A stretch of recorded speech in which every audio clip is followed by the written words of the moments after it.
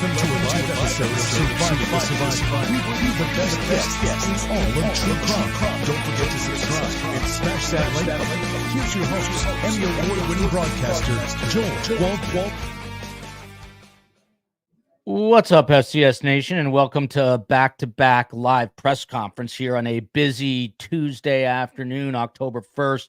By the way, it's Jimmy Carter's 100th birthday, no matter what you think of the guy. It's pretty amazing that guy made it to 100. He's had brain cancer for 9 years. I have no idea what made me just think of that, but happy birthday to him.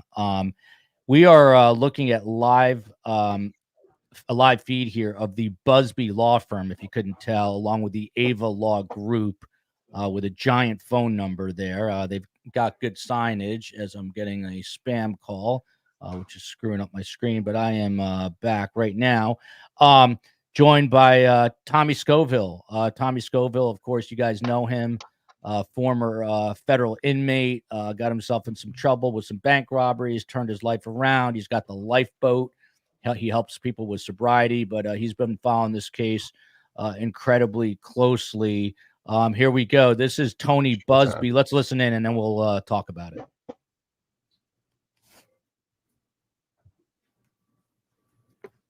Hello, everyone. My name is Tony Busby. I'm a lawyer here in Houston. I'm licensed in Texas and in New York, and I'll introduce other members of our team as they speak. As many of you know, our law firm has been at the forefront of some of the most important litigation in the United States. We like the tough cases.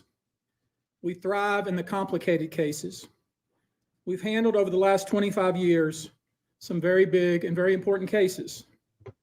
I believe that this one may surpass them all. There are many facets to this. The conduct we will describe today occurred over more than 20 years. There are many people and many entities involved. And we're going to follow this evidence wherever it takes us. We will find the silent accomplices. We will expose the enablers who enabled this conduct behind closed doors. We will pursue this matter no matter who the evidence implicates. These brave victims who have stepped forward deserve nothing less. The biggest secret in the entertainment industry that really wasn't a secret at all has finally been revealed to the world. The wall of silence has now been broken, and victims are coming forward. Our team has had at this point more than 3,285 individuals contact us with people claiming to have been victimized by Sean Combs. After vetting, we now represent 120 individuals who intend to bring civil claims in civil court against Sean Diddy Combs, as well as claims against many other individuals and entities that we will name as defendants as we file these individual cases.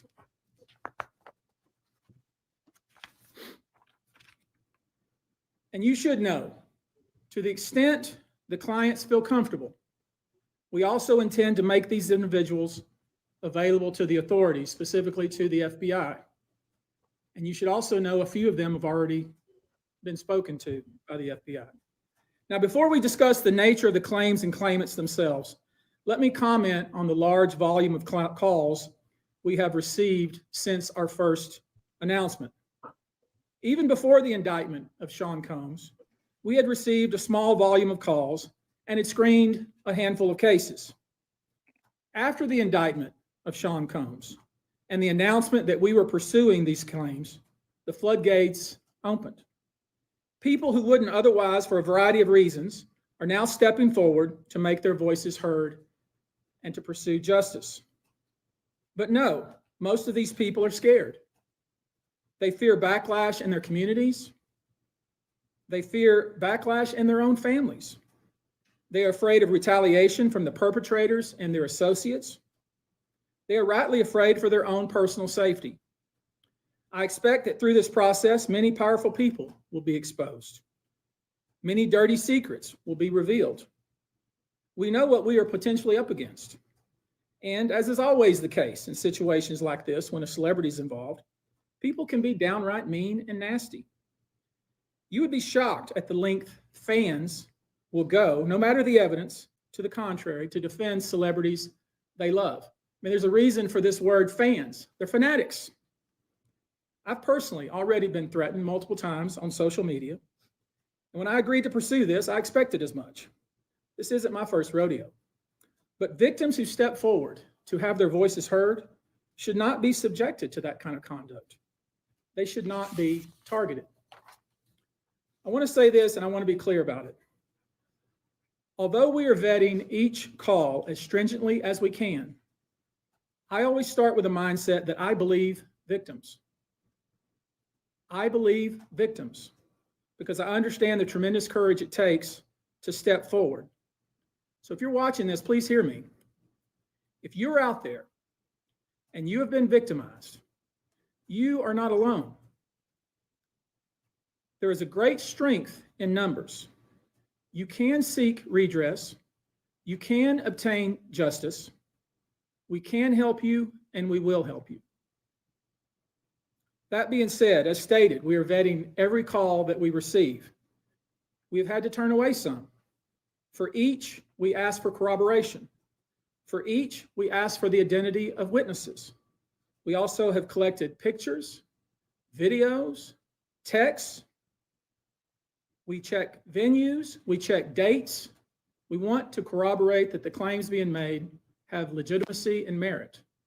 We have on staff now a former detective from the Major Offenders Unit of Houston Police Department who is helping us vet each claim.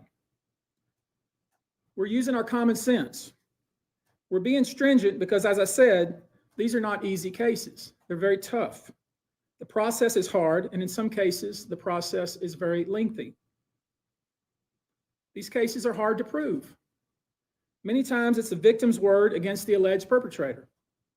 Each of these victims will no doubt be publicly attacked by the alleged perpetrators, and in some cases, the general public. The feckless and cowardly keyboard warriors love to attack. We know what we're up against. We did not enter this fray blindly. I wish it was my last such fray.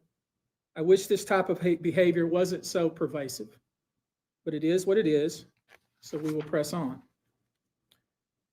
As I said, our law firms have been retained by 120 individuals at this point to pursue cases in civil court against Sean Diddy Combs. You should know, in this group, it is evenly divided between males and females. There are 60 males and 60 females who have joined us to pursue these claims as plaintiffs. In this group, 62% identify as African American, 30% are white, and the remainder are Hispanic or Asian. The victims are from more than 25 states. The majority are from California, New York, Georgia, and Florida. I don't want to focus on the ages of these victims. When we talk about the ages of the victims when the conduct occurred, it's shocking. Our youngest victim at the time of the occurrence was 9 years old. We have an individual who was 14 years old. We have one who was 15. 25 of the 120 individuals who are plaintiffs in these cases were minors at the time of the acts complained of. The time frame of the acts complained of is very wide. The conduct at issue spans from the years 1991 all the way till this year, 2024. If you wonder why there are so many alleged victims, that's your answer. We're talking about more than 25 years of this type of conduct. Now, although most of the victims who have stepped forward were victimized after 2015, this has been going on for a very long time. Now, when you think about the fact that some of this conduct occurred 25 years ago, and you wonder why would it take somebody so long to step forward, I want to remind you that many states in the United States have recognized that it's very difficult for a victim to step forward and to make these types of allegations when something very terrible has happened to them. I'll use New York, the state of New York, as an example. The state of New York has specific statutes in place that revive claims that are even claims that would typically be not able to be brought, that revive such claims, and they can be brought even 25 to 30 years later. Because there's a recognition there in New York and California and other states that it's very difficult for a victim to come forward. And I would respectfully suggest the only reason many of these people are coming forward because they see other victims coming forward. And it gives them some comfort that, hey, I won't be the only one. And I expect more victims will come forward. You know, there's an old saying that says, a lie has great speed, but truth has endurance.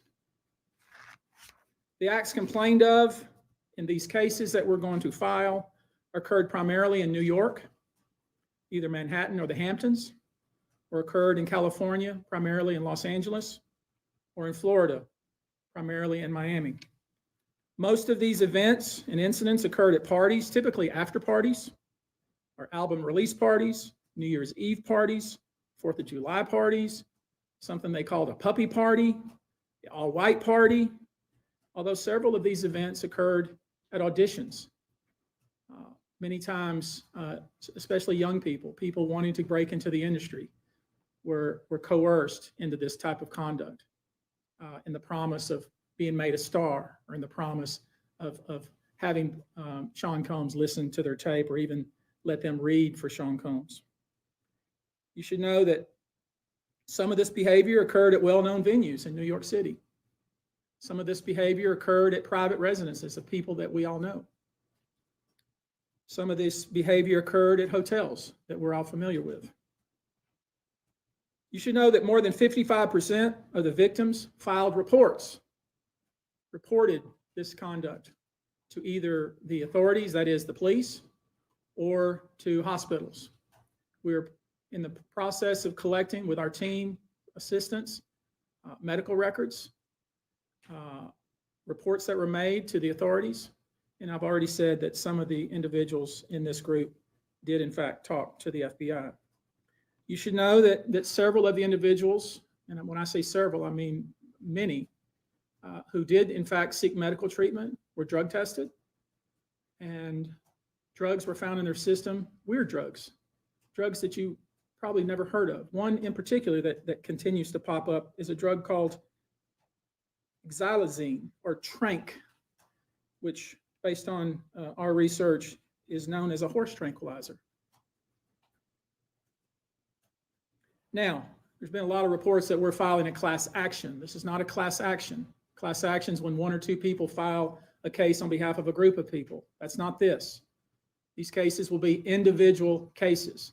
Each case will live and die on its own merit. These cases will be filed individually, one plaintiff against whoever the defendants were involved in the case. Each case may be filed in one venue like California, another case may be filed in New York. One case may sue just Sean Combs, but multiple other people. One case may sue a range of people. I would expect most, though, to be filed, as I said, in New York and Los Angeles. Now, I know this. Many of you came here thinking or hoping or perhaps believing that I may start naming names. That day will come, but it won't be today. The day will come when we will name names other than Sean Combs, and there's a lot of names. It's a long list already. And of course, I already know who some of these individuals are, but because of the nature of this case, we're going to make damn sure that we're right before we do that. But the names that we're going to name, assuming that our investigators confirm and corroborate what we've been told, are names that will shock you. These are individual cases. There are indeed other perpetrators involved. They will be revealed when that particular individual case is ready to be filed. They already know who they are. And I'm talking here about not just the cowardly but complicit bystanders. That is, those people that we know watched this behavior occur and did nothing. And I'm talking about the people that participated, encouraged it, egged it on. They know who they are. I call them the facilitators of foul play, willing participants in vile conduct. As we identify them, each will be part of this case as defendants. These defendants will not only include individuals, but would also include corporate entities who ultimately profited off of this culture and behavior. I'm looking at banks, pharmaceutical companies, hotels. We know that many of these individuals were paid cash. We know that many of these individuals involved, whether they were the ones being assaulted and abused, or they're witnessing other people being assaulted and abused and then paid and threatened and told to leave. Typically paid 10 grand in cash and told to leave, and then threatened as they were leaving.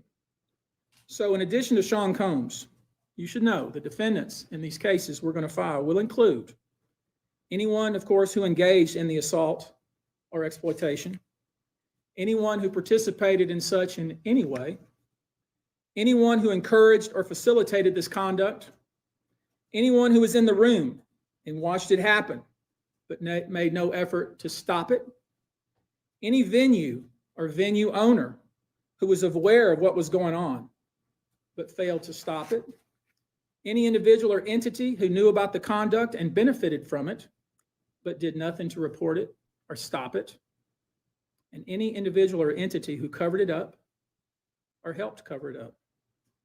These people who know who they are should just come forward now. I would imagine, as we speak here, there are a myriad of people who are very nervous. You can't hide skeletons in the closet forever. I would expect there are many people out there right now who are desperately searching their memories as they delete their texts and data. Now, although these are, in fact, individual cases, there is a common theme, an MO, if you will. Typically, the victim is lured into a situation where he or she is given a drink. Typically, that drink, reported by these victims, is apparently laced with something. Once that drink takes effect, the perpetrators perform all kinds of sexual acts on the victims, many times passing him or her around as other people watch and enjoy the show, and then leave the victim ashamed, confused, injured, and wondering what happened. When the victim reaches out, he or she is told not to say anything. Sometimes there are threats of physical violence or financial repercussions or bodily harm. The claims we intend to bring will include the following: violent sexual assault or rape, sexual abuse, facilitated sex with a controlled substance, false imprisonment, compelling prostitution, sexual misconduct, dissemination of video recordings, false imprisonment, sexual abuse of minors. Given the large volume of cases, and given our other docket obligations, and given the fact that we want to be sure when we file these cases that they are fully vetted, I expect we'll start filing these cases against Sean Combs and other perpetrators within the next 30 days. Now, it's rare, sexual abuse, sexual exploitation, this type of activity is pervasive in our society, and it's rare we get a chance where we can really focus on this as a country and really focus on this about how pervasive this is and what we can, as collectively can do about it. So I thought I'd take this opportunity before I go into some of the individual cases and talk about some of the individual claims being made and so you'll get a sense of what this 120 people group looks like individually. I want to bring forward Carrie Paul. She's a national victim advocate who helps victims who have been victimized by this type of conduct. And she has some important words, and I hope you'll pay close attention. I think it's important that you hear from her.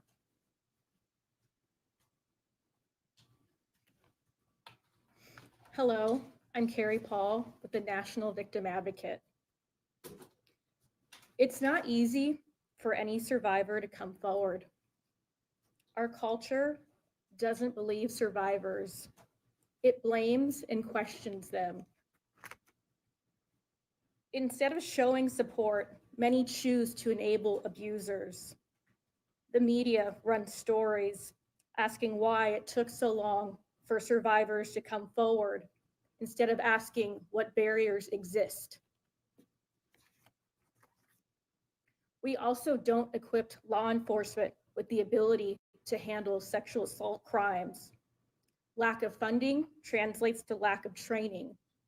We have officers in the field that don't know what to say to a rape victim, and also an alarming amount of backlogged, untested rape kits.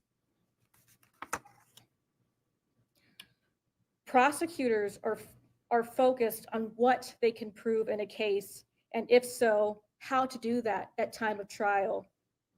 Advocates and staff are stretched thin with growing caseloads in the criminal justice system. Most people don't know how the criminal justice works in general. There isn't enough staff or resources to adequately explain the entire process to every victim and survivor. Our culture works against victims and survivors every day, and abusers know this.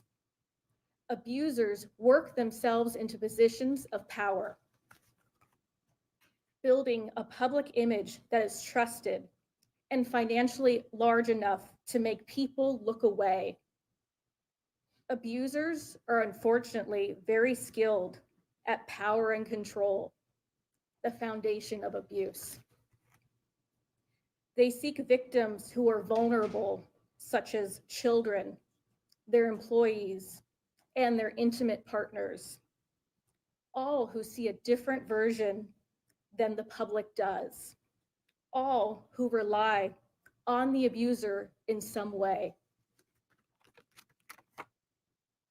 And for those that do come forward and aren't believed, face questions like, are you sure it happened that way? Were you drinking? What were you wearing? All of this creates an environment that enables abusers to continue abusing them and future victims. To the survivors that have come forward despite not being believed at some point in time, your courage is like nothing we have seen before. We thank you for coming forward for yourself and all survivors. And lastly, I want all survivors that are watching this to know we believe you and we support you. Thank you.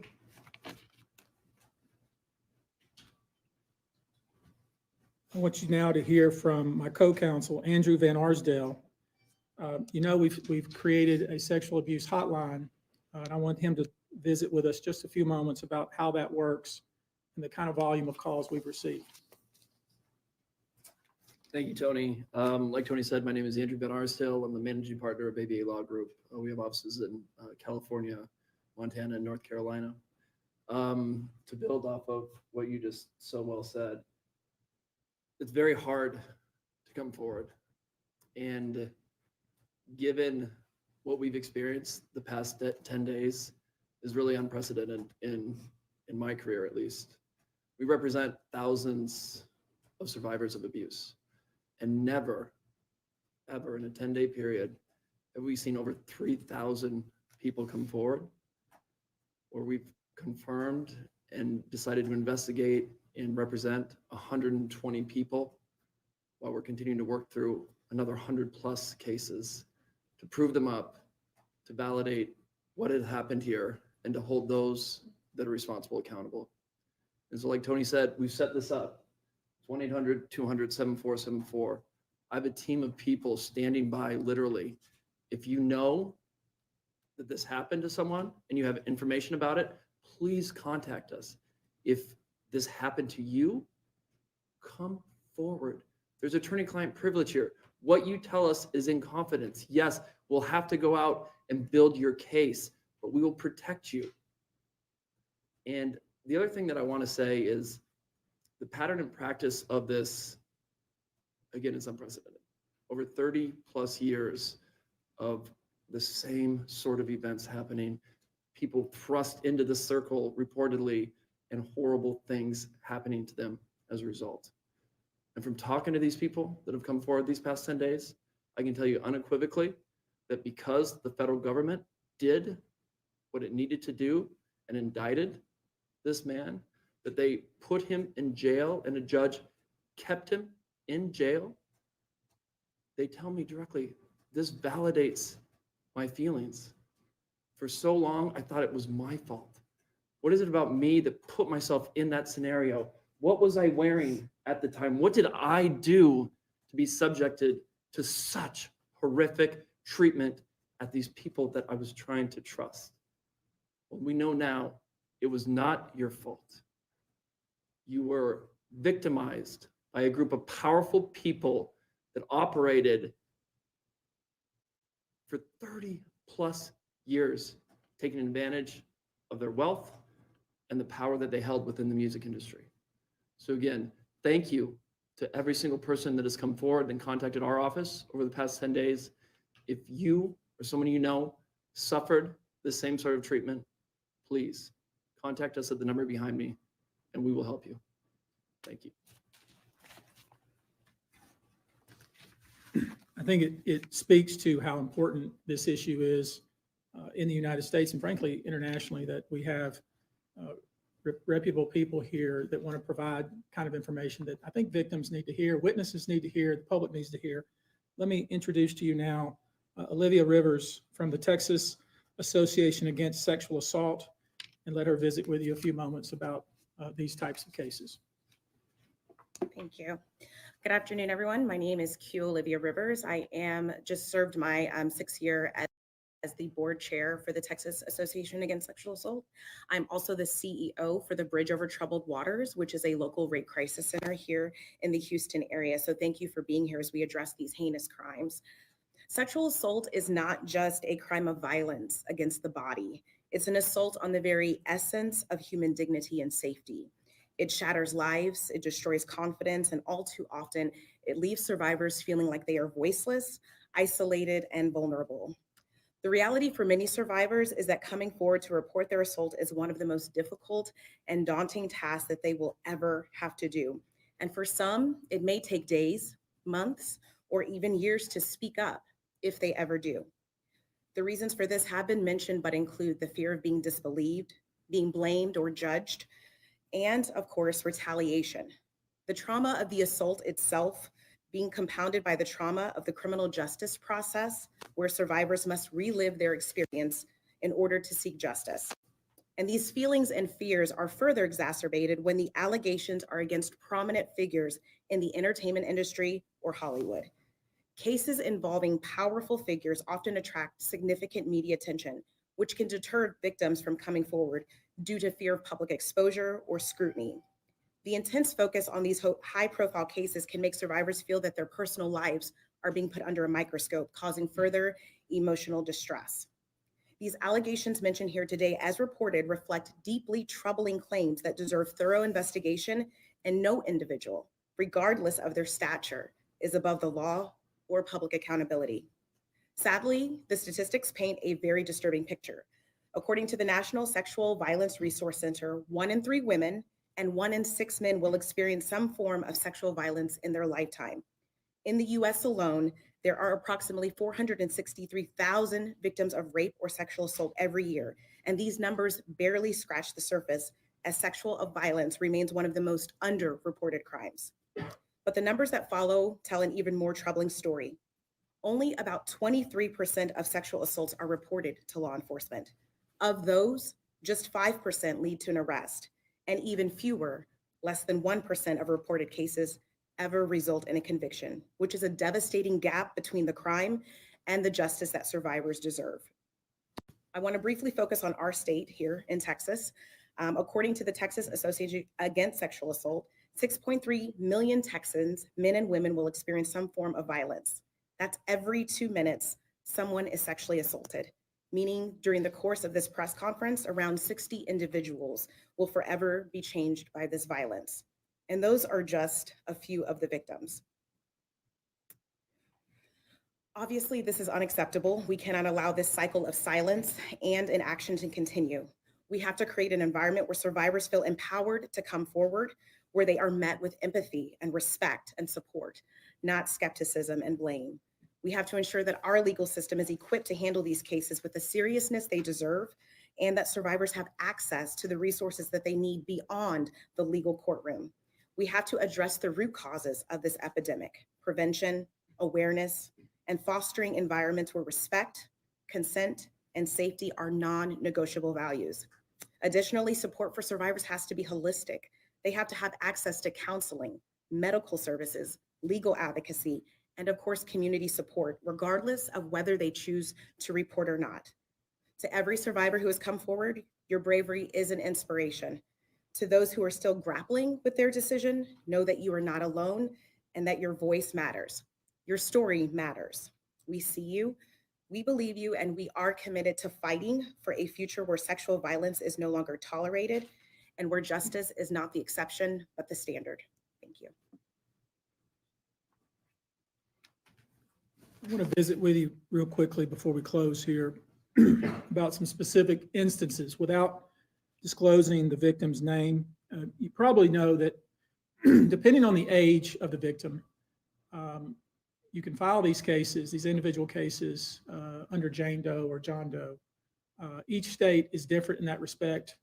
Typically, there is a balancing test, like the public's right to know the name of the victim and plaintiff versus the confidentiality and the safety of the plaintiff. So we'll have to struggle with that with each one of these cases. Our intention, of course, is to, like we always do, file these cases under a pseudonym until the court tells us otherwise. But let me share with you a few, just kind of give you a sense of the kind of cases and the kind of instances that people are calling and reporting that we are trying to corroborate, vet, and these are the ones that we've already corroborated, vetted, and collected evidence on.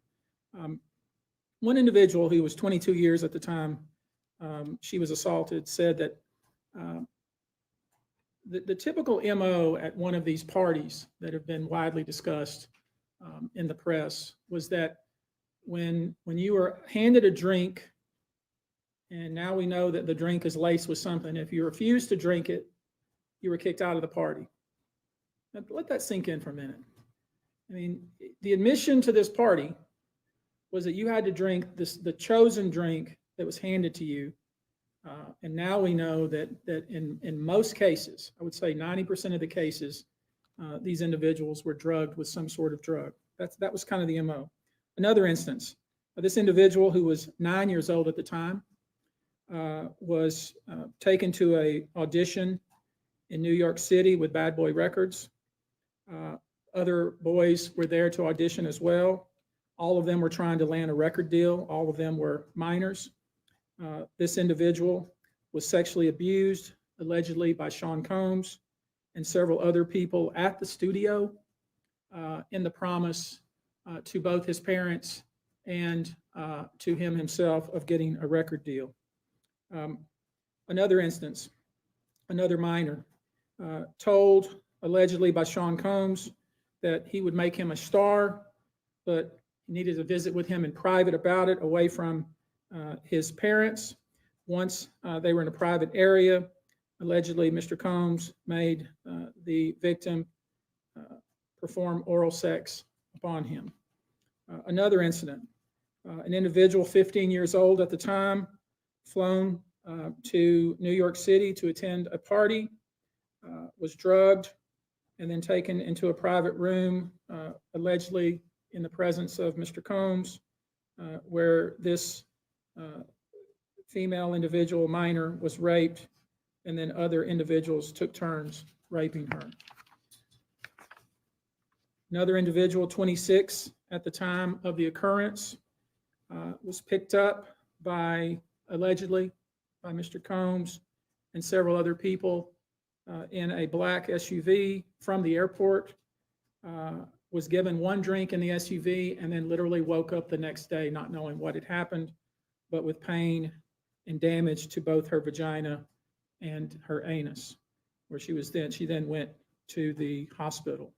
She was missing her underwear and her shoes. Another instance, the individual, this time not a minor, attended a group dinner, allegedly with Sean Combs in Miami. She wasn't drinking because she was pregnant.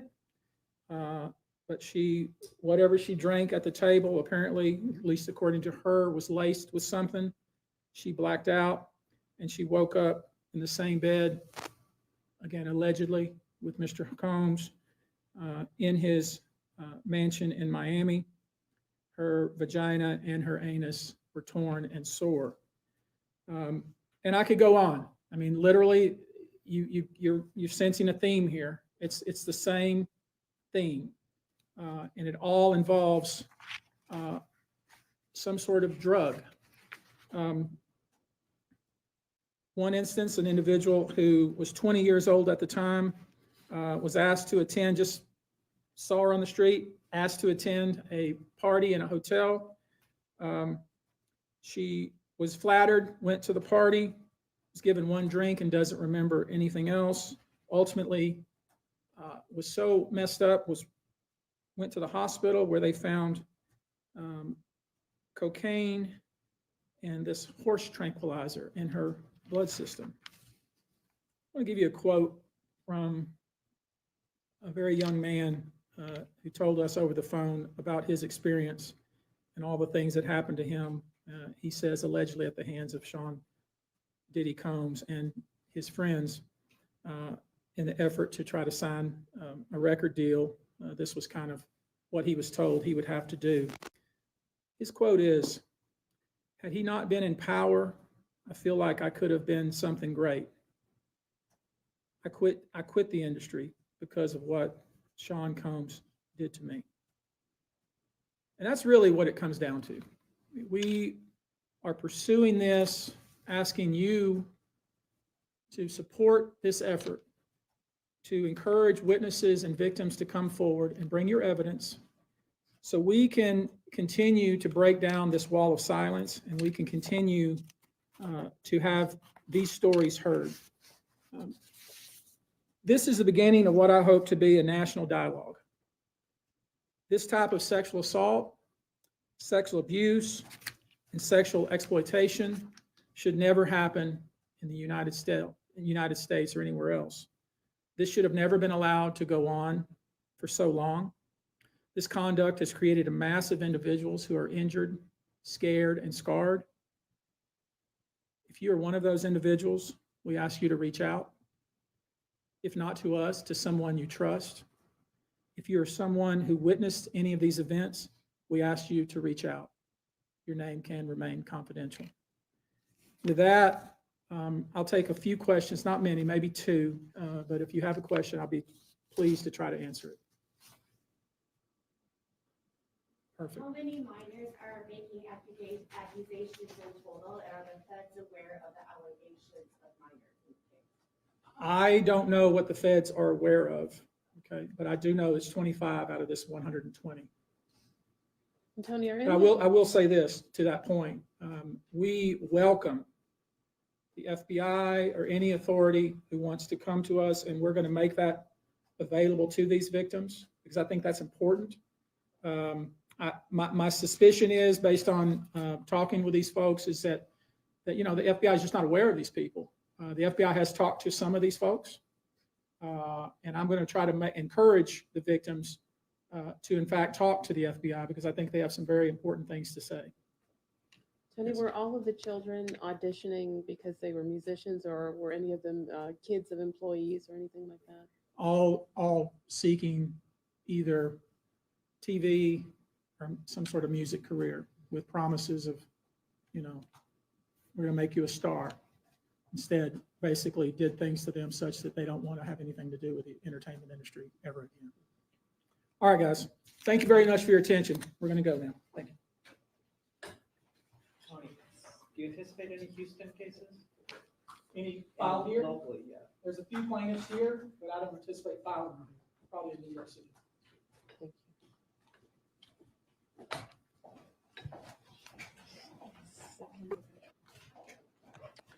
Well, that was a mind-blowing news conference. I've probably been to 1,000 news conferences in my career, and I don't recall one that's as disturbing as the one that we just listened to. I know some of the details got very graphic toward the end, but I was telling the COE, I think it's important. But But man, let me start here. Obviously, STS Nation, our community is amazing, and I know we're all thinking the same thing. Our hearts go out to the victims here.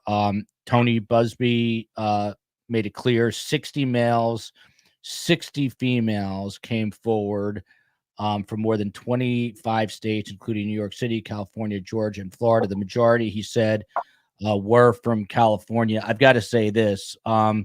Whenever you hear, personal injury attorney, you think maybe ambulance chaser, but I got to say, I thought Tony Busby handled this really well. He seemed very sincere. Make no mistake about it, it will be a big, big payday for him, but he seemed truly interested in trying to help these victims. So kudos to him in that regard. We'll see how this all plays out. There was a great quote from him. Lies have great speed.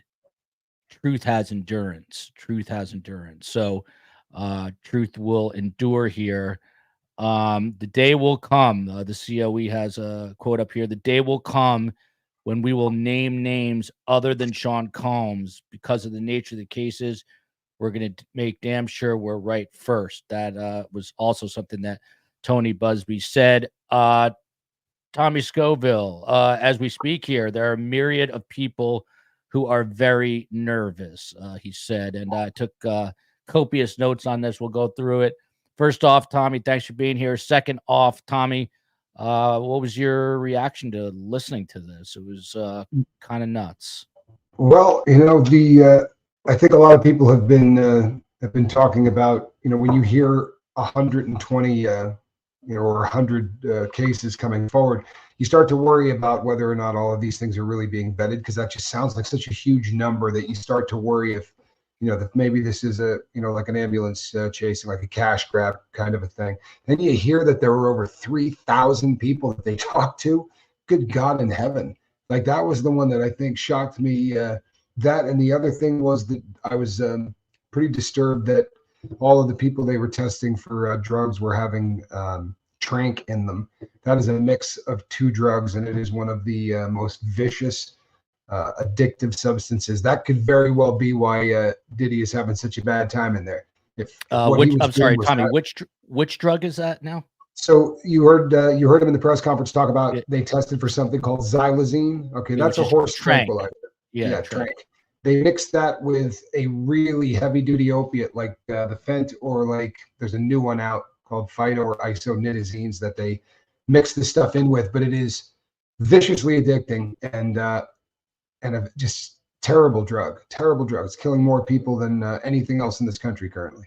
So if Diddy was in fact taking it himself, what you're saying is he's going through hell detoxing from this, right? And not that any of us should really care about how he's feeling right now, but is that what you're saying?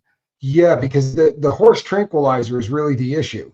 Xylazine is this stuff isn't made to be given to human beings, but it's probably closest to like a benzodiazepine, like a Valium or something like that. That family of drugs, but so much stronger. And that's one of the few drugs. That family of drugs is one of the few things that if you go cold turkey, it can actually kill you. I mean, the withdrawals coming off of benzos, that family is a very, very dangerous thing to kick. It could explain why he's not eating. That's a miserable, miserable detox. Patty Barnett here. Diddy is the face. They're far more behind the scenes exploiting the industry. You heard Tony Busby say this. Space Coast on the West Coast, the scope of culpability is massive. You can say that again. He said there are going to be huge names that come out. This might be the most destructive, implosive case for Hollywood that Hollywood has ever seen. I have a feeling that this is going to actually, hopefully at the end of all this, will change Hollywood. But this is going to devastate a lot of big name celebrities. I have no doubt. And you know what? If they're involved, they deserve every bit of what's coming. Yeah, they deserve every bit of what's coming their way. So let's just go. Yeah, go ahead, Tommy. I said, and they're really scared tonight. When he said there's a lot of people out here right now that I bet are really nervous, it's because right before he said that, he kind of broke down that if you were in the room, right? If you were hanging out, if you just happened to be there, right? but you knew that happened, yeah, you're coming in too. And I think that the reason there's been such dead silence from people like the basketball stars and some of his other friends is because they're wondering, they were at those parties, the big parties he just named off. I mean, there were a lot of really big name people at those particular parties, like the white party, like his 40th birthday, like the New Year's bashes. These are the ones that are legendary parties. These are the ones that, everybody went to. This is crazy. Lisa Trimble, no truer words spoken here. These crimes are beyond heinous. There aren't words for this. It is soul crushing. I stand with the victims. I mean, this is as bad as it gets, I think. This is as Again, bad as it gets. I've probably been to 1,000 press conferences, if not more, and I don't remember anything remotely close to this. I mean, you hear isolated instances of, let's say, a serial killer, but again, what Space Coast was saying, the scope of this is really unreal. This is a question I guess everyone's asking from Don Hagerman, friend of the show, always here, smart man. What's really disturbing, Tommy, is how did they let it go on so long? I'm sure some people have reported it. Prayers to the victims and all involved. I mean, what is your best guess? Why do you think they said this spans back 25 something years, or maybe even more? I think it was 1991, so that's more than 25 years. But Yeah. how was Diddy able to get away with this allegedly for so long? Well, my humble opinion, right, is that there was a lot of people on the payroll, right? That is absolutely what. And there are a lot of people. This is not a shot in the dark, right? There's people alleging that there are several police stations that have pictures of him on the wall up next to the officers and everything else. Like, there's some really suspect stuff with this dude. He definitely seems to be very cozy with certain law enforcement groups that have got a history of leaving confidential informants alone, right? That's something that has happened again and again and again. Now, there's a bunch of people alleging that this guy was an informant for the feds. If that's the truth, that could explain why he was allowed to do the things that he was doing. If he was giving up info or doing any of that, they protect their own. Yeah. Sadly. Pretzels and Cornbread here. If the Menendez brothers are monsters, the name of the Netflix show right now, what does it make Diddy? You can compare to some extent. What they did was horrendous too. Obviously, in different ways, different contexts, but all these crimes are brutal and just, I don't know, just absolutely disgusting in nature. So Tony Busby, who is this personal injury attorney out of Houston, he says that, and I quote here, "We like the tough, complicated cases." He represented victims in the Deshaun Watson case, by the way. It was an NFL player that was accused of essaying some women, but he says that this one here may surpass them all. So many people involved. He said, "We are going to expose the enablers. We're going to pursue it no matter who this implicates. We're going to pursue it no matter who this implicates," he said. He said, this was the biggest secret, not really a secret, in the entertainment industry, and it has been broken wide open. He then went on to say, these are going to be individual cases. Some people were thinking this is a class action lawsuit, but right now they are representing 120 individuals who plan to bring civil cases. He said they plan to start filing in the next 30 days. Then broke down the demographics: 60 males, 60 females. 60%, he said, I believe, are African American. 30% were white. The other 10% of Hispanic or Latino heritage. But he said, Tommy, and you just mentioned this, over 3,200 people have contacted the Busby law firm. That's an insane number, Tommy. It was an absolutely insane number. And, they didn't, that doesn't necessarily mean that everybody other than these 100, were trying to hustle them either. This could just be that a lot of the people that come forward may not have, as much evidence as other people. That may sound cold-hearted, but you heard him in the press conference where he said, listen, come in, bring your evidence, right? Come on in and bring your evidence.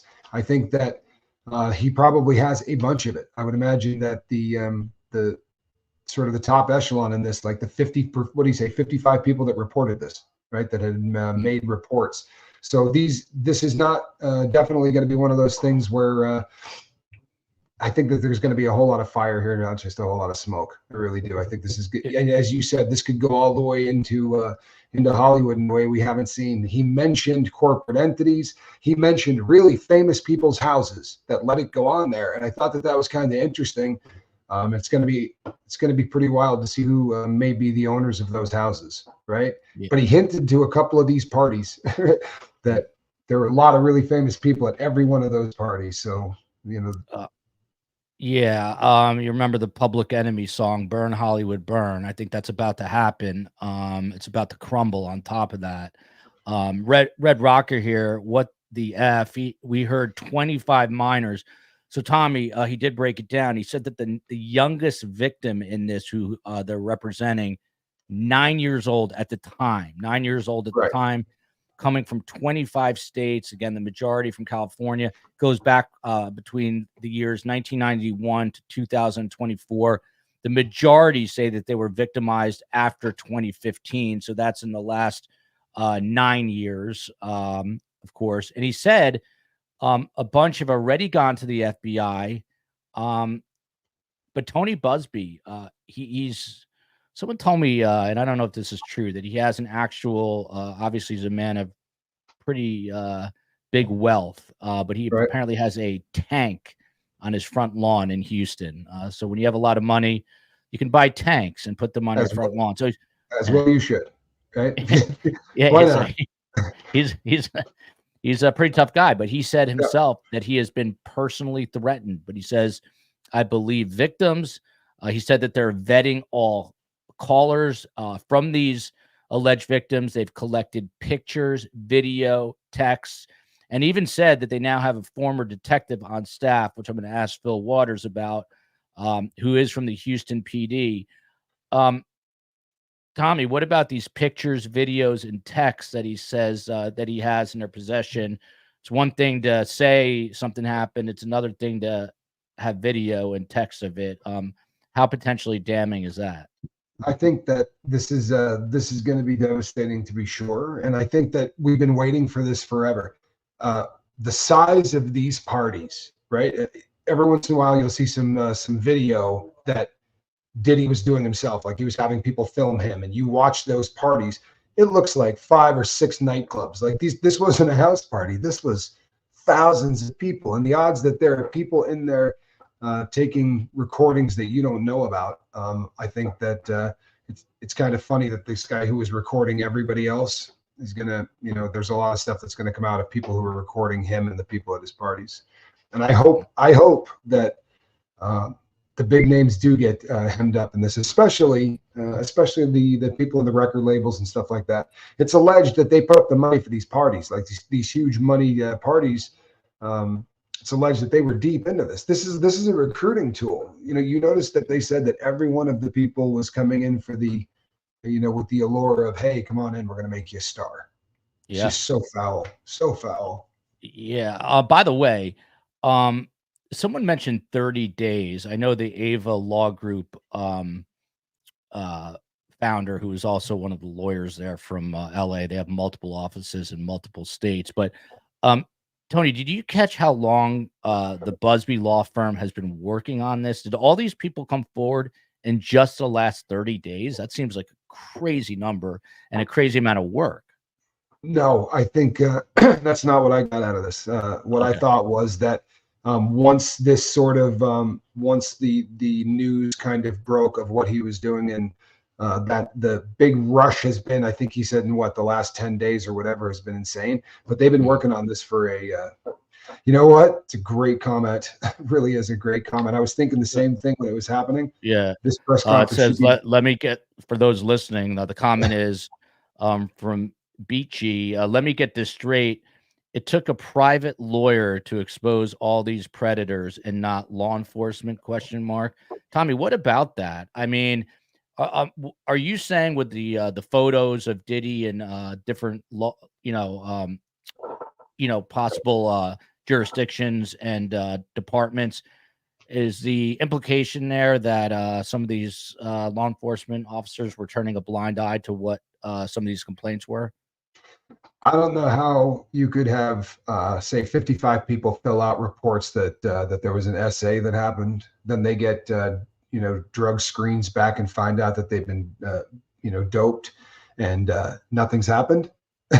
Yeah, I would say that the appearance, it doesn't look good. You would think that even with the statistics they said, I mean, you would think that we would have heard about some of this, even if the thing didn't come to fruition or whatever. But we have no idea, right? I guess the Hollywood did, but this is really disturbing, is what it is. It's really disturbing. Yeah.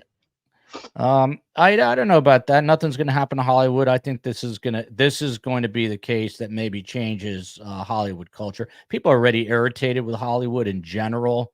Like the Academy Awards, their ratings from 30 years ago to now are minuscule. Look at this. Norway's in the house.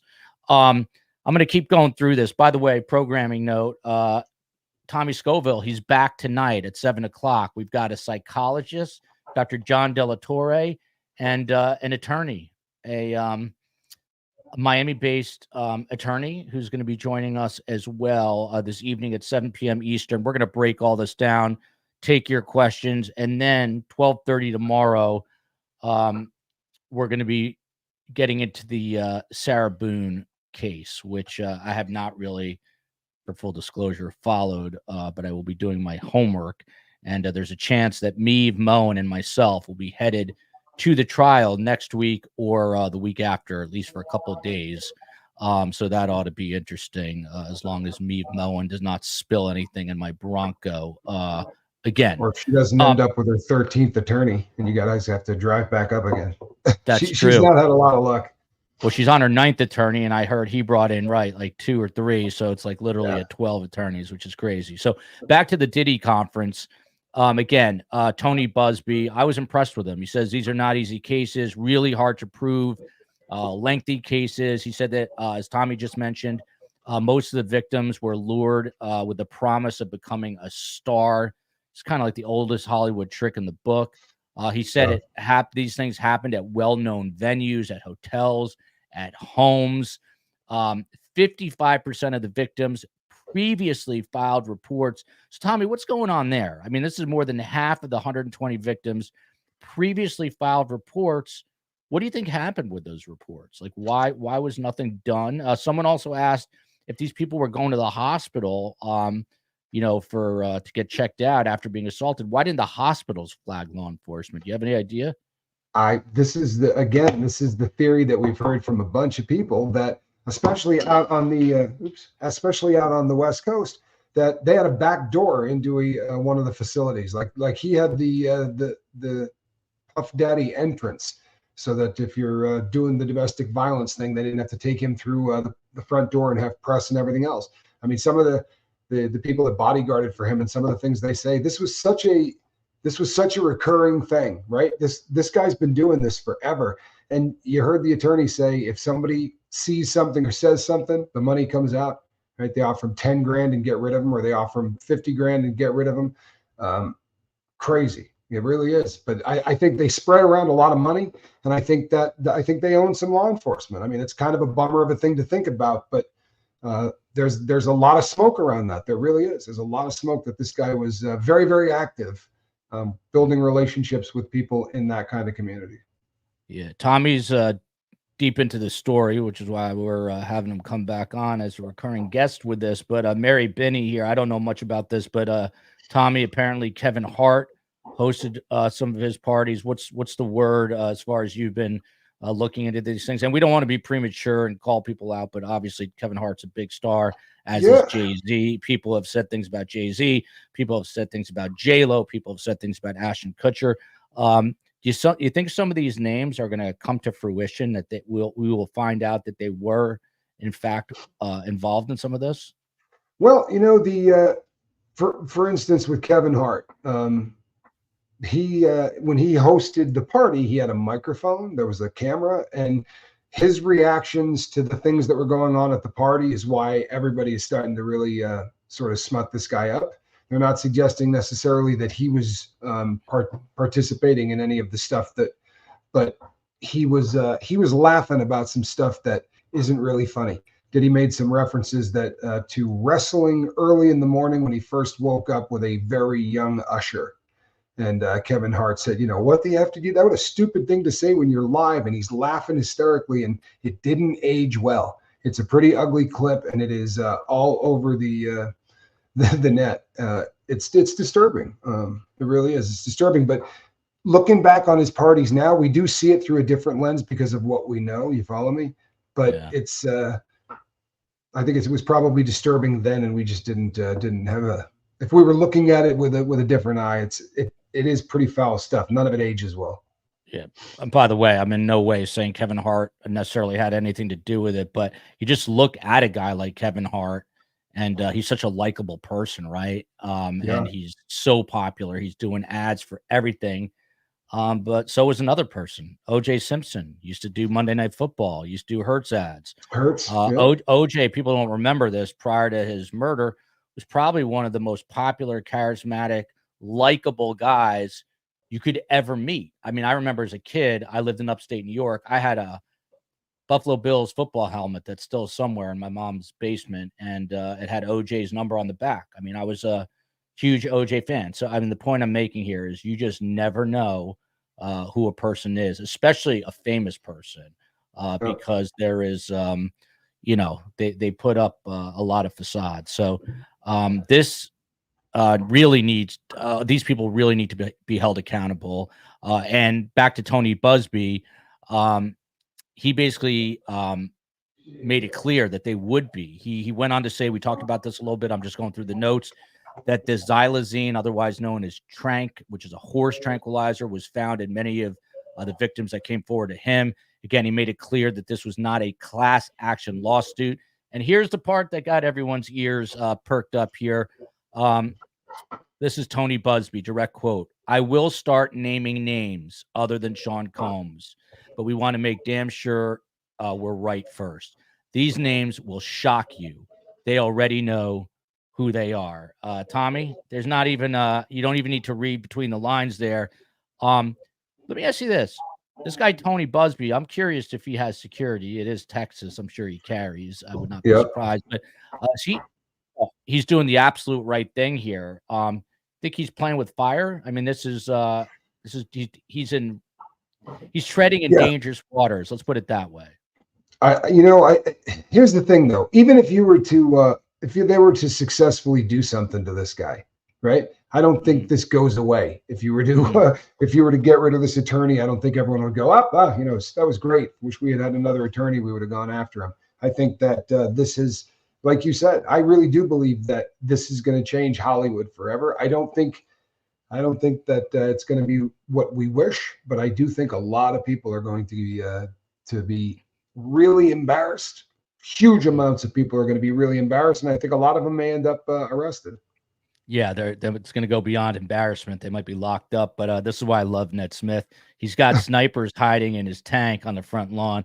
I don't think Tony Busby does not strike me as the kind of guy that would be fearful. I can assure you, if I was a personal injury attorney and I told Carm I was about to represent 120 Diddy victims, she would tell me not to do it.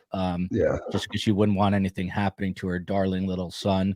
By the way, Carm is out of her mind. There was just a big terror attack in Israel, and missiles going into Israel from Iran. Iran is firing on Israel as we speak. So whenever that happens, which is Iran is a first, Carm loses her you-know-what, and I'm going to have to check in on her. She's in Jersey with my sister. I digress for a moment there, as I like to do. But Tommy, this was interesting. You brushed on this earlier on. Tony Busby.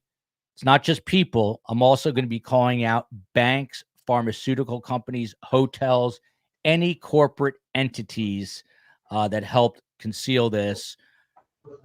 These are now shareholders being affected, Tommy. It could be a huge corporate entity, and he brings them down, and suddenly people, the masses, are losing money in stocks. People are not going to be very happy with Diddy or these corporations. I mean, what do you? Is this just going to be an all-out go get 'em assault on these people who terrorize these victims? I think it's going to be interesting because it's a really interesting angle that you bring up, because some of the people whose names, and they're all alleged, right? Because they all deny it. But some of the names that are being brought up in this are institutions, right? In other countries. And, there's just such an industry almost that goes around these people that, yeah, this is going to shake up an awful lot of stuff. It really is. And you're not going to necessarily have to be charged with anything either, right? I mean, if you're going to go in there as you were in there and watched this happen, this is going to do a lot of damage to a lot of people's careers and reputations. You see here Demi Moore writing that Ashton Kutcher here was into drugs and kink. Yeah. Diddy, a person saying that Diddy is poison people. Do we have enough jails for all these monsters? I'm not so sure about that, actually. They can always build more, I suppose. So here's another interesting part of this press conference. Tony Busby called out these perpetrators, not by name, but he said, you should just come forward now. The implication was, I'm coming to get you anyway. And then he said, you cannot hide skeletons in the closet forever. Tony, do you think, Tommy, not Tony, you're Tommy and Tony, but Tommy, Tommy. Do you think that people will maybe come forward who were complicit because they realize it might be a better gamble than waiting? It'd be wild if you saw a big name come forward. I personally can't see it happening because there's just so much arrogance among the Hollywood elite, as they say. But what do you think? I mean, he challenged them to come forward. Do you think we see people do that? Yeah, I don't think we're going to see like the big name athletes, and I don't think we're going to see the huge rock stars. But this guy had a bunch of hangers-ons, right? He had a bunch of people whose jobs it were to do just about anything, and I thought it was really smart of him to say, "I don't care if you have never been there, but you just show up afterwards to help him clean this mess up. Yeah, you're still in this too." And throwing that kind of stuff out, yeah, I think there'll be some people who maybe were part of the cleanup crew. I think there'll be some people who weren't dead center in the middle of it, but will start realizing that, you know what, you're probably better off being a witness than a defendant. And, getting out in front of it for some people, I would be going nuts if I was somebody and I thought that there was a chance I was in this case, waiting to see whether or not they were going to charge me. I personally, I might be somebody that would walk in there. That would drive me insane. Think about that. Yeah, I mean, I've asked you about that, Tommy. After you robbed the bank, what was it like? You said the anxiety of waiting was like too much to bear. So, I mean, that's a torture that these perpetrators are going to deserve, and they're going to get. In Sean spades. Combs is getting it right now. Yes, he is. D-Cord 49. This is so sick and twisted, and everyone involved needs to be exposed for the despicable human being that they are. Look at D-Cord. Some people just have sweet faces. Like, she has a sweet face. Like, that when you meet her, she's nice. Like, she's sweet. Can't say that about everybody, but some people you can tell. Again, so typically Tony went on, Busby, the attorney, said that they were laced with his drink, that the perpetrators would perform all sorts of SA on the victims. They would leave the victims confused. And when the victims kind of came to and asked what happened, they would be threatened. And this was violent SA. This was the R word. They would also disseminate video recordings. It was also the SA of minors. That's when he went on to say, look, we're going to be filing in the next 30 days. He then also said he was going to be discussing specific instances, which he did at the end. But he would not disclose names of his victims, of course. But he said in some states you're able to file under Jane or John Doe. Tommy, one of the things that he mentioned, which is interesting, is it's true. The media always says, well, why did they wait so long? The media seems to always attack the victims in these cases. Do you think we're going to see that? You betcha. Now, or will there be? Yeah, you think we'll see it now? I do. I think that, and I don't think every single time we see one of these happen, there are less Cro-Magnons that are coming out and saying that.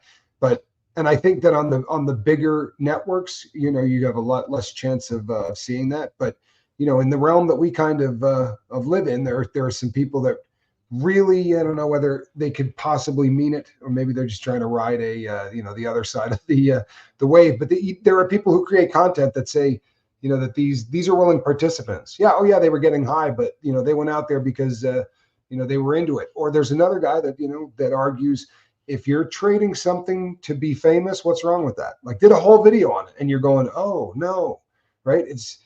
That's not consent. But I guess in 2024 there are still some people that haven't got the memo, and I think that you'll see people saying some stupid stuff. It always happens, sadly. Yeah. By the way, Nancy Adler, echoing what I was saying, still a Bills fan, no longer an OJ fan. There you go. I So had then an he autographed picture of him.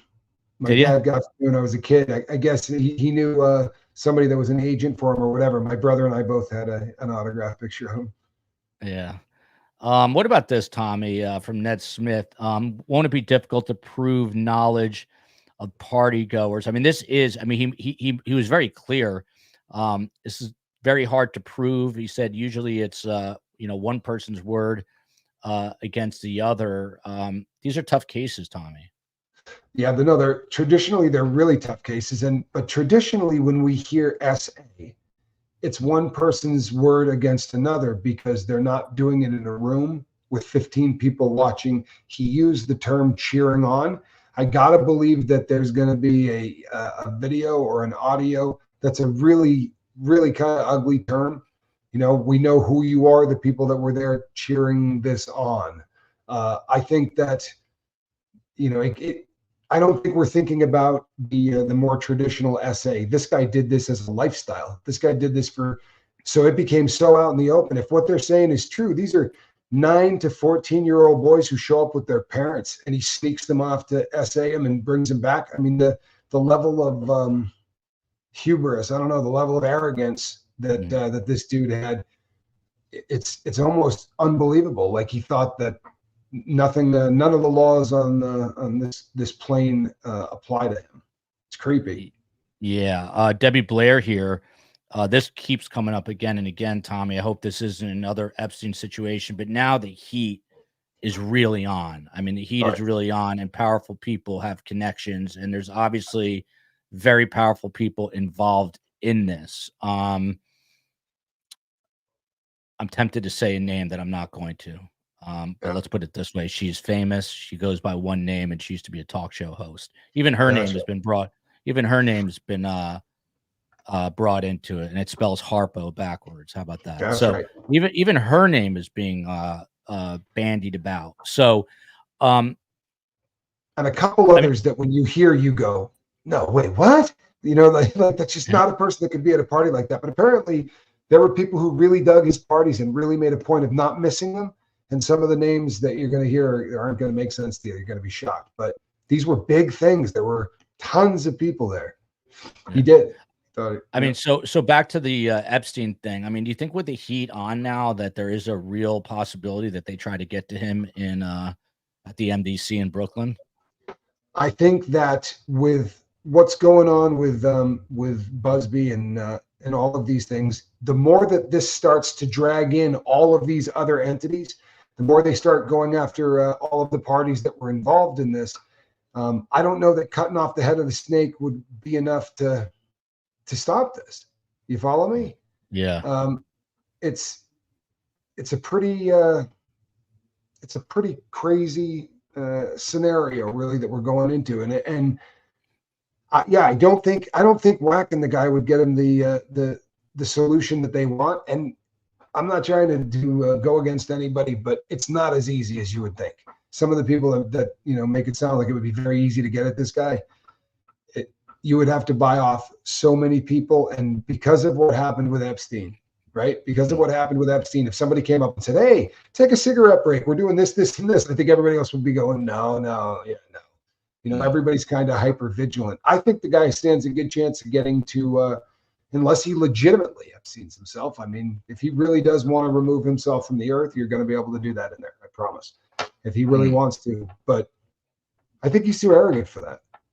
I think so too. Diddy is only one snake on a Medusa's head of snakes. That's a pretty good way to put it, I guess. So, just getting back, and then we'll wrap in a little bit to this press conference. Tony Busby, the attorney who led the press conference, basically said that these victims, if they refused to take the drink at a Diddy party, they were kicked out of the party. In 90% of the cases that he's representing right now, the victims were drugged. As for the 9-year-old victim, it was a boy. He was taken to an audition at Bad Boys in at the studio in New York. I think this was all the way back in the early 90s, Tommy. He was SA'd by Sean Combs and others for a promise for a record deal. Another minor was told by Diddy he'd make him a star, and then made the underage victim perform things with his mouth, the underage victim. Yeah. Another 15-year-old drug taken into a private room, and people had their way with him and took turns. Tony Busby went on to say he hopes this becomes part of a national conversation, which I do too. I hope that it changes or affects change somehow in Hollywood and among these corporations that may have been complicit. But Tommy, prior to this press conference, have you heard of anyone close to 9 years old in age? I mean, that's incredibly young. Absolutely not. Like honestly, everybody will make reference to the fact that there were underage people at these parties, and I think all of us kind of assumed we were going to hear 17, 16, 17, but I guess nothing at this point is shocking.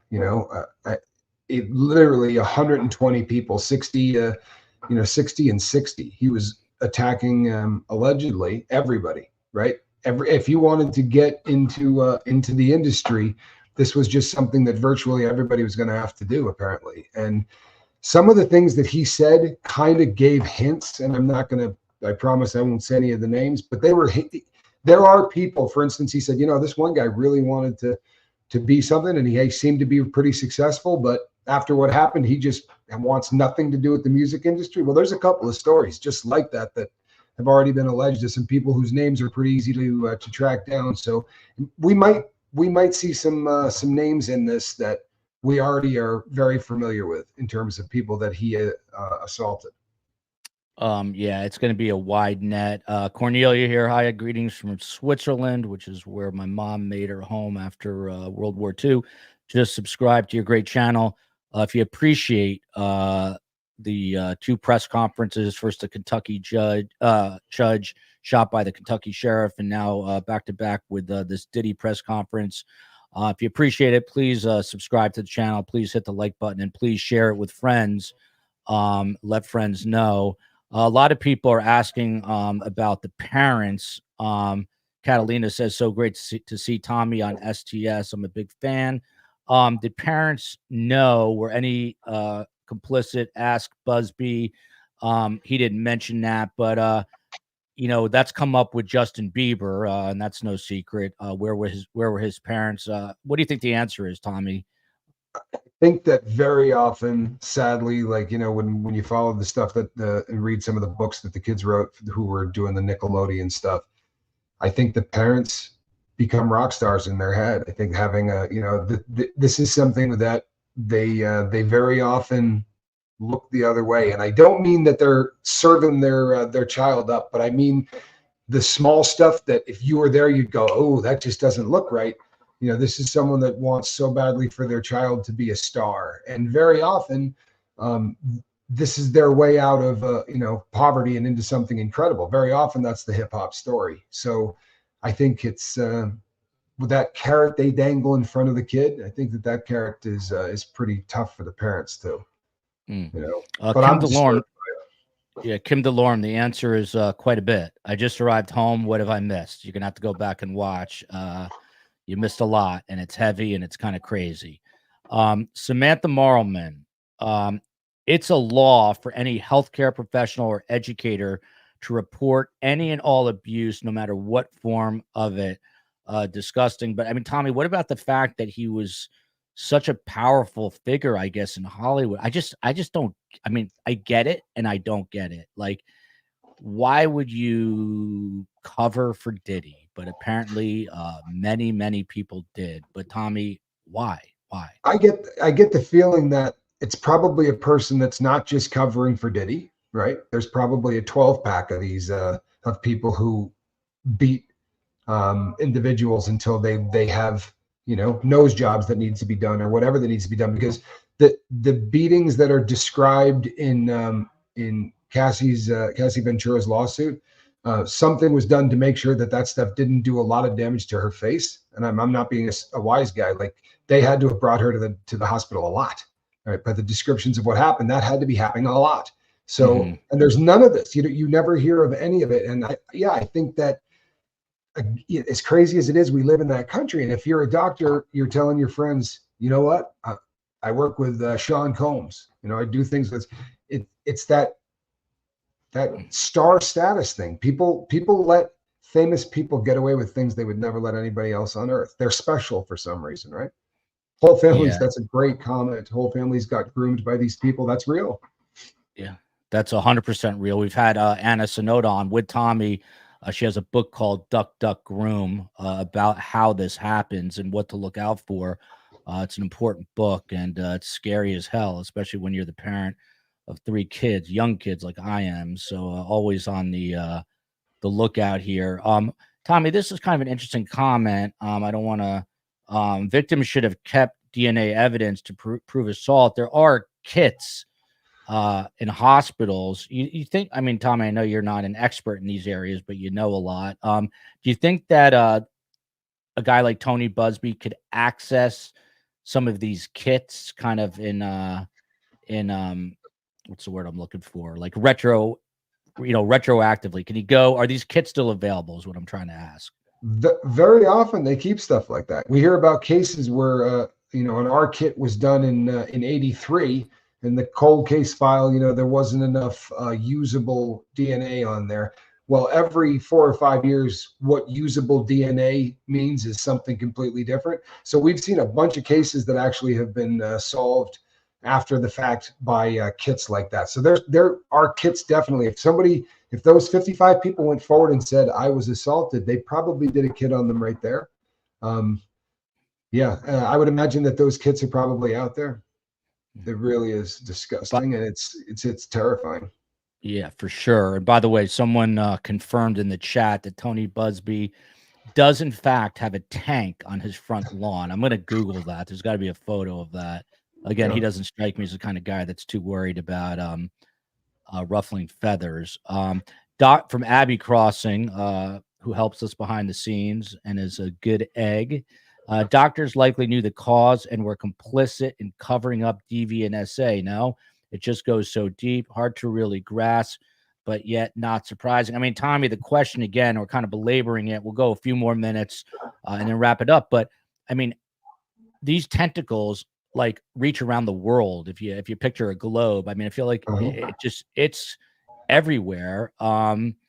It's like a cancer. So many people were involved in so many different ways. How do you, like, it is such a, put it this way, I'm worried about covering the Sarah Boone trial tomorrow at 12:30 because I haven't really been following it closely. How do you go about with 120 victims and all the possible perpetrators and all the possible hotels and the corporations and the farmers? I mean, it seems like an impossible job. It does seem like it's going to be a very, very difficult job. I would imagine that you're going to have a team of investigators, right, that are banging out these things one at a time. But the kind of money, the booze company that Diddy was in business with, he's no longer in business with anymore. But what that booze company was worth, when you see the billions and billions, and these are huge entities that had a vested interest in this guy not getting caught for stuff. I mean, honestly, I think that's probably, there was a lot of that going around, and these days they don't care anymore. He's not worth protecting. I mean, that's a great point. That's a great point, because there were big companies backing him, and they needed the product to sell. But now I can guarantee you they're all gonna turn their back on this guy for sure. Tommy, this is your wheelhouse because you spent time behind bars. Should Diddy be put back in unalived watch, direct observation, as they say? By the way, Tommy, walk us through this. This news conference happened live at 2 p.m. Eastern time, which is where the time zone that Diddy is in. When will Diddy find out exactly what was said in this news conference? When is he going to know? When he meets with his attorney. Yeah. Or he's going to hear a deal at the top of the hour on his radio from like the AP feed that says, disgraced mogul, right? Just like 120, and he's going to go, oh shit, But that's the kind of way that he's probably going to get it, because there's no TV in the shoe, right? There's no, the only thing you got's a radio, and he's going to get legal visits. And they're going to have to serve him with those papers. Right. And I would imagine his attorney is going to want to get down there before they slide that under his cell door, because that is the kind of thing that could rock a guy.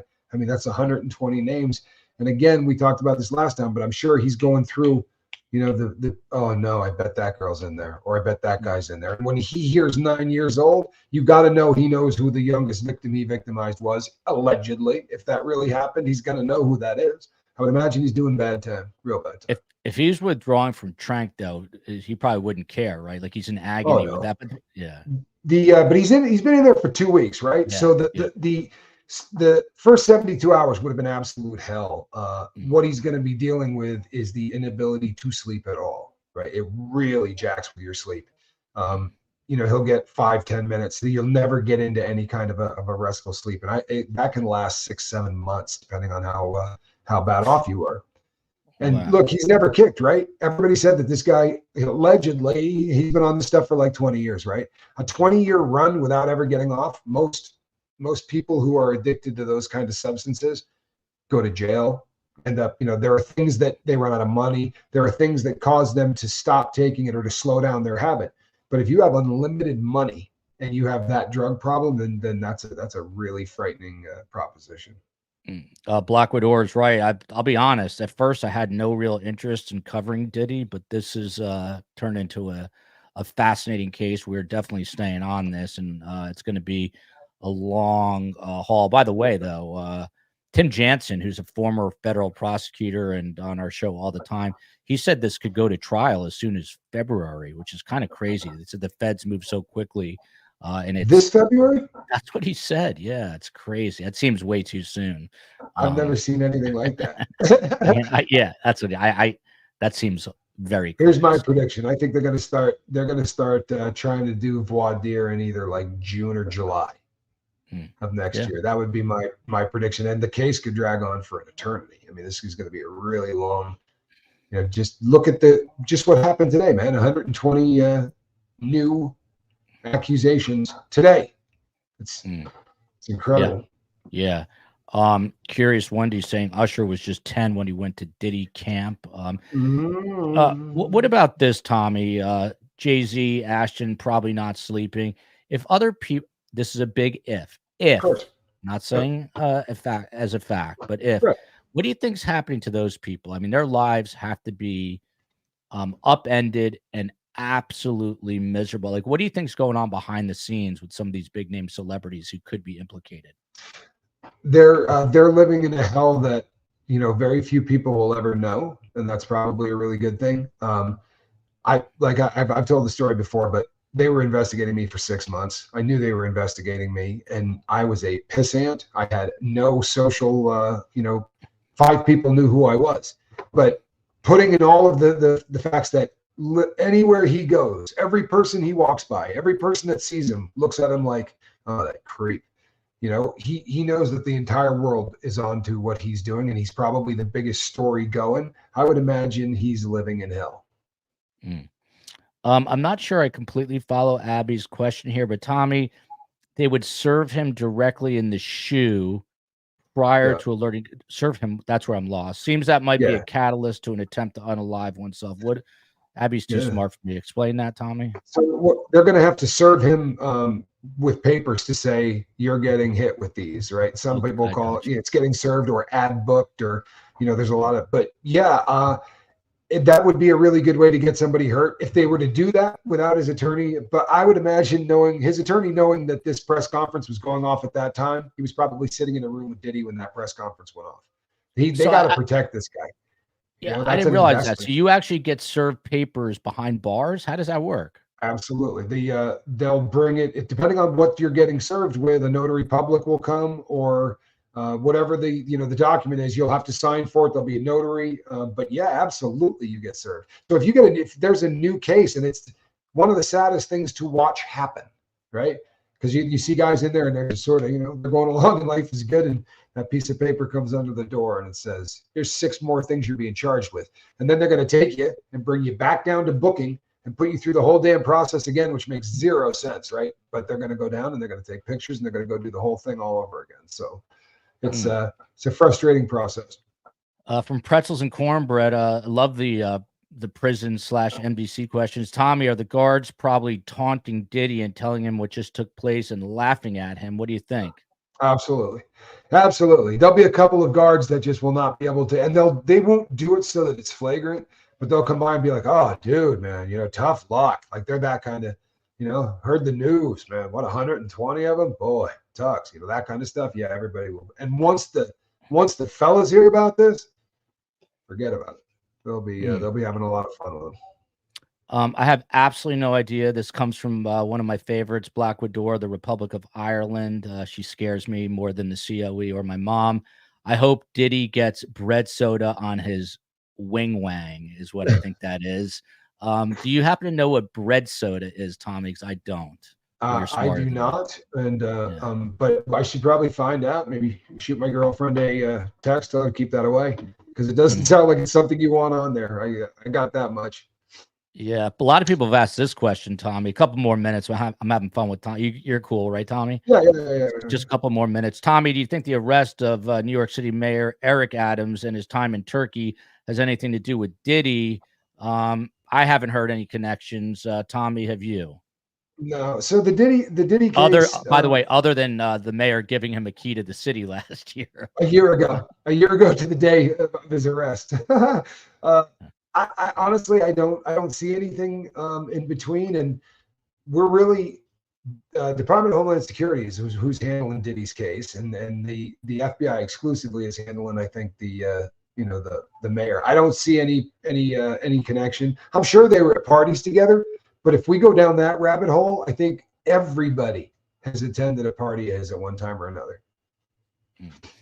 From TC, how often can Diddy receive personal visits and meet with his attorney? Personal visits, they do it on a point system. You're allowed, let's say, I don't know what the points are anymore, but let's say you get 10 of them. To visit somebody on a Monday is 1 point. To visit somebody on a weekend, like Saturday or Sunday, is 2 points. So over the course of the month, if you run out of your 10, then you're done. But you've got to. It's a pretty silly system. As far as the attorneys go, no, the attorneys can show up whenever they want, and they can stay as long as they want. If the attorneys wanted to show up at 4 a.m., they're going to let them in. That whole I want to talk to my client is sacrosanct. They do not mess with that in any way, shape, or form. I'll give them credit for that. They definitely will let you talk to your lawyer. How about this? When would we expect, because Cicada says a new mugshot should cue us in on his condition. When would we get a new Diddy mugshot? So I'm surprised that stuff's not getting leaked, right? Because there would have already been the next photo. That's not the photo that they would have put on his ID, and he has an ID. He's got it looks like a credit card. It's red, and it's got a series of numbers on it, which are going to be his prison number forever, right? So, and it's like 4 numbers, and then there's a dash and 3 digits, and the 3 digits say what region, what part of the country you're from, and then the 5 is your registration number. And yeah, they probably already took that picture. I'm surprised that we did not find out or see it leaked, because they're really bad at it. A final question here for Tommy from Purple Coconut. How did Tommy know he was being investigated? How did you know? Honestly, they did not do a very good job with me. My phone was tapped, but it was only tapped when I called one person, right?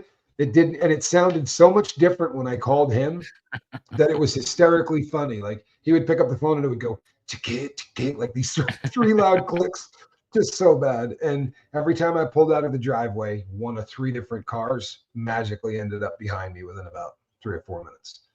And they didn't go away. They just never went away. So, and I knew it was coming. From Coffee First, final question. I lied about the last one being the final question. Rumor says he's refusing to eat. I've heard different things. I've heard he's actually kind of upbeat now, according to his lawyer, at least. Tommy, I think you explained this last night that does the jail care if he starves? They will put a feeding tube into his nose after 3 days, you said? It used to be 9 meals. Now that's when I was in there, so I don't know what it is because they do kind of change this, those things up. But they're not going to let you starve to death. I promise you that. They will absolutely intervene. But what I think when he first got there, people, that first 14 days, if he was kicking those 2 substances at the same time, xylazine and a really heavy, because tranq is the 2 mixed. So he had a really hard opiate and a really hard tranquilizer. Coming off of those, you probably wouldn't eat for the first 14 days much anyway. Anything you eat's going to come back up for at least the first 7. So, yeah, it might have just been that he could not eat, not that he wasn't eating, that he just did not want to. Exactly. A final super chat here. Wendy W. Heals my heart to see SA victims getting respect and help. It wasn't always that way. And this is what I'm talking about. This could change the conversation and the way SA victims are looked at, and certainly the way celebrities are looked at in Hollywood. Kind of crazy, this news conference. So for those of you who have missed it, Tony Busby, who is the head of a large law firm in Houston, had a news conference which began at 2 p.m. Eastern time, where he said that he has 120 new people coming forward with civil lawsuits against Sean Diddy Combs, and that they would start filing those cases in 30 days with one of the victims as young as 9 years old. So we will be back tonight. That's our job, Sakata, answering your questions. We'll be back tonight, 7 o'clock. Tommy's coming back. Dr. John Delatorre, psychologist, and we've got a Miami-based criminal defense attorney who's going to be joining us as well, a new best guest. So I'm excited for the 7 o'clock show. And again, tomorrow, 12:30 p.m., Sarah Boone. If you like the show, please subscribe. Please hit the like button. Please share with friends. Love you, America. Love you, Arizona. Love you, Houston, Texas. Love you, everybody. And justice for all of these Diddy victims.